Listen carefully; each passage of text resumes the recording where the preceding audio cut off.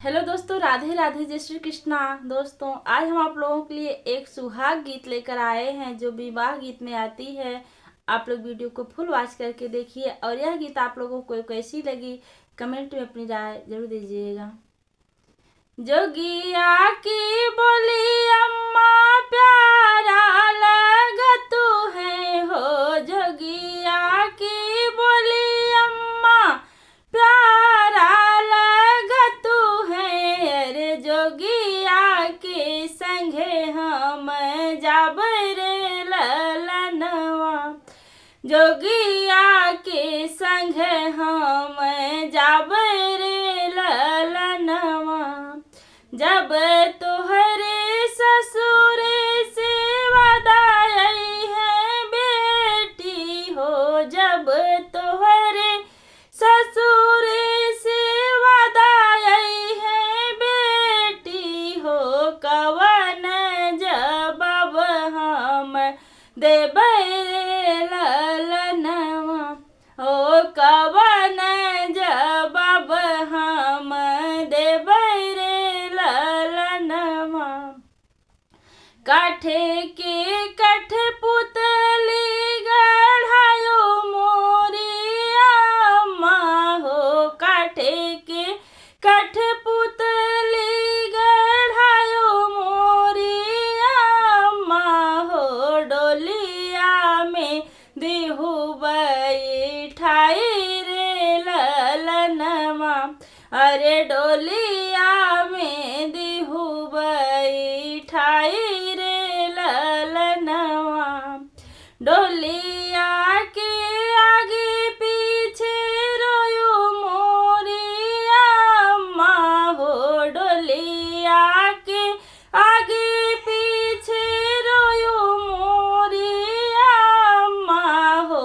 ससुर जे जय हैं पति आई रे ललनवा हो, ससुर जे जय हैं पति आई रे ललनवा।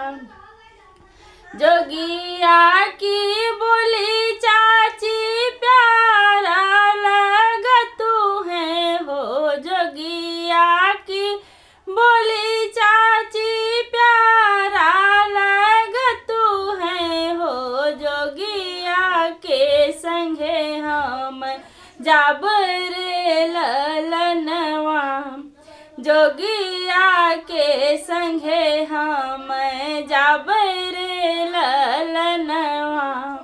जब तोहरे ससुर से वादाई है बेटी हो, जब तोहरे ससुर से वादाई है बेटी हो, कवन जवाब हम देबै रे ललनवा। अरे कवन जवाब हम देबै रे ललनवा।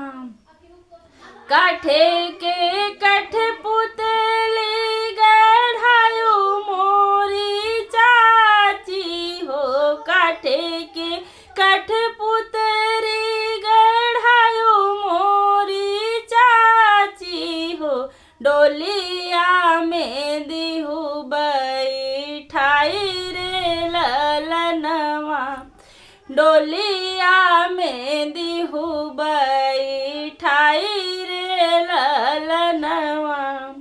डोलिया के आगे पीछे रोयो मोरी चाची हो, डोलिया के आगे पीछे रोयो मोरी चाची हो, भसुर जे जय हैं पति आई रे ललनवा।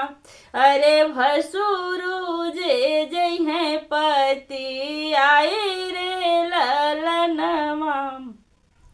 जोगिया की बोली भाभी प्यारा लगतू है हो, जोगिया की बोली भाभी प्यारा लगतू है हो, जोगिया के संगे हम जाब रे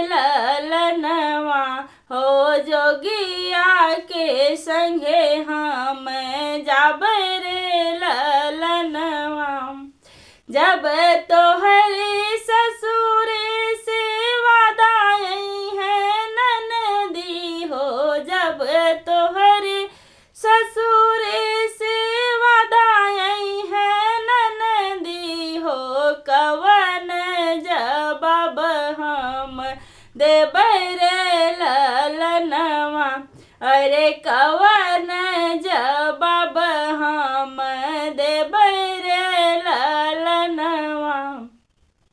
काठे के कठपुतरी गढ़ायो मोरी भाभी हो, काठे के कठपुतली गढ़ायो मोरी भाभी हो, डोलिया में दिहुबई ठाई रे ललनवा।